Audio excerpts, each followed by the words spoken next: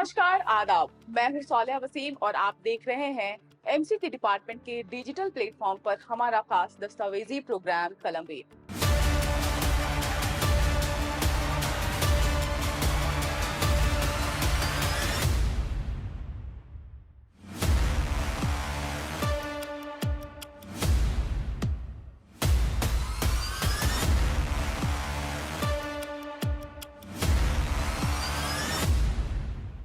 एक ऐसा प्रोग्राम जहां हम बात करते हैं उन पत्रकारों की जिनके लिखे लफ्ज ने देश का भविष्य बदल दिया। हर दौर में कुछ लोग होते हैं जो वक्त के आगे सोच लेते हैं, जो खामोशी में भी आवाज लिख जाते हैं। ऐसी आवाज जो सदियों तक गूंजती है। ये कहानी है उन लोगों की जिनको हम कहते हैं कलमवीर। ये प्रोग्राम एक ऐसे पत्रकार, लेखक और समाज सुधारक को समर्पित है जिसकी कलम ने सोए हुए समाज को जगाया, जिसने हिंदी पत्रकारिता को नई राह दिखाई और सच को जनता की आवाज बनाया। जी हाँ, हम बात कर रहे हैं भारतेंदु हरिश्चंद्र की। 19वीं सदी का भारत, अंग्रेजी हुकूमत का दबाव, जनता की आवाज दबाई जा रही थी और भाषा अपनी पहचान के लिए संघर्ष कर रही थी। ऐसे दौर में भारतेंदु की पत्रकारिता एक जागरूक आवाज बनकर सामने आई। 9 सितंबर 1850, काशी की धरती, संस्कृति, आस्था और इल्म का शहर। यही जन्म हुआ उस बालक का जिसने आगे चलकर कलम को समाज की ताकत बना दिया। छोटी उम्र से ही उन्हें पढ़ने, लिखने और समाज को समझने का शौक था। माता पिता के जल्दी देहांत ने उन्हें अंदर से संवेदनशील बना दिया। उन्होंने किताबों के साथ साथ जमीन की सच्चाई को भी पढ़ा। लोगों की गरीबी, अन्याय, सामाजिक असमानता, इन सब ने उनके दिल को गहराई से छुआ और यही से शुरू होती है उनकी पत्रकारिता की सोच। पत्रकारिता सिर्फ खबर नहीं बल्कि समाज की आवाज होती है। भारतेंदु ने पत्रकारिता को मिशन की तरह अपनाया। उन्होंने समझ लिया था कि अगर समाज को बदलना है तो जनता तक सच पहुंचाना जरूरी है। सन 1868 में उन्होंने कवि वचन सुधा पत्रिका शुरू की। यह पत्रिका हिंदी समाज के लिए एक नई रोशनी बनी। इसमें साहित्य, समाज, देश और जनता से जुड़े मुद्दों पर सरल भाषा में लेख प्रकाशित होते थे। उनकी भाषा कठिन नहीं थी बल्कि आम जनता की भाषा थी। इसके बाद उन्होंने हरिश्चंद्र मैगजीन और हरिश्चंद्र चंद्रिका का संपादन किया।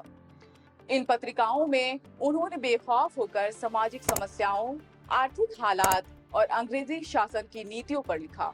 उनकी पत्रकारिता सच बोलने वाली पत्रकारिता थी, निडर पत्रकारिता, जिम्मेदार पत्रकारिता और जनहित की पत्रकारिता थी। उनकी सबसे बड़ी पत्रकारिता उपलब्धि ये थी कि उन्होंने हिंदी को पत्रकारिता की मजबूत भाषा बनाया, जिससे आम लोग भी पढ़ सके, समझ सके और जागरूक हो सके। उस समय उच्च वर्ग में अंग्रेजी और उर्दू का प्रभाव था, लेकिन भारतेंदु ने सरल हिंदी में लेख लिखकर पत्रकारिता को जनता तक पहुंचा दिया। उन्होंने पत्रकारिता को अभिजात वर्ग से निकालकर जनसाधारण की आवाज बना दिया। महिलाओं की शिक्षा के लिए उन्होंने बाला बोधनी पत्रिका शुरू की। यह उस समय का एक क्रांतिकारी कदम था।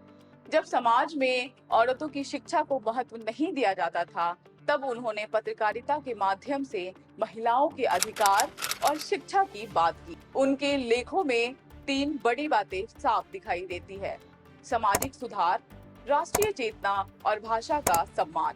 उन्होंने विदेशी शोषण, देश की आर्थिक दुर्दशा और सामाजिक कुरीतियों पर खुलकर लिखा।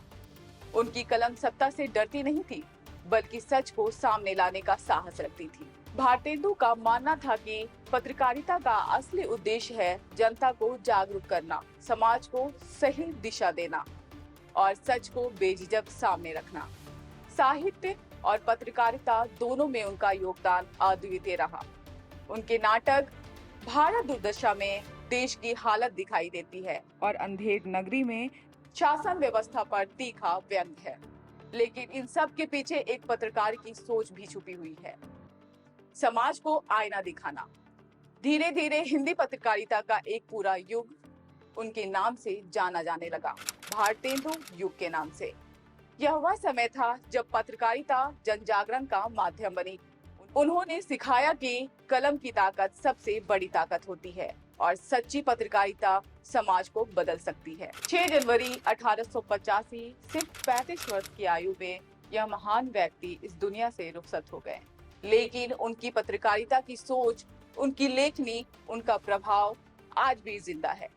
आज भी जब हम निष्पक्ष पत्रकारिता, जनहित और सामाजिक जागरूकता की बात करते हैं, तो भारतेंदु का नाम सम्मान से लिया जाता है, क्योंकि उन्होंने पत्रकारिता को पेशा नहीं, एक जिम्मेदारी माना, एक सेवा माना, एक सामाजिक मिशन माना। और अंत में बस इतना ही, जब भी समाज अंधेरे में होता है, सच्ची पत्रकारिता एक रोशनी बनती है, और उस रोशनी के दीपक थे भारतेंदु हरिश्चंद्र। इसी के साथ आपसे इजाजत चाहती हूँ।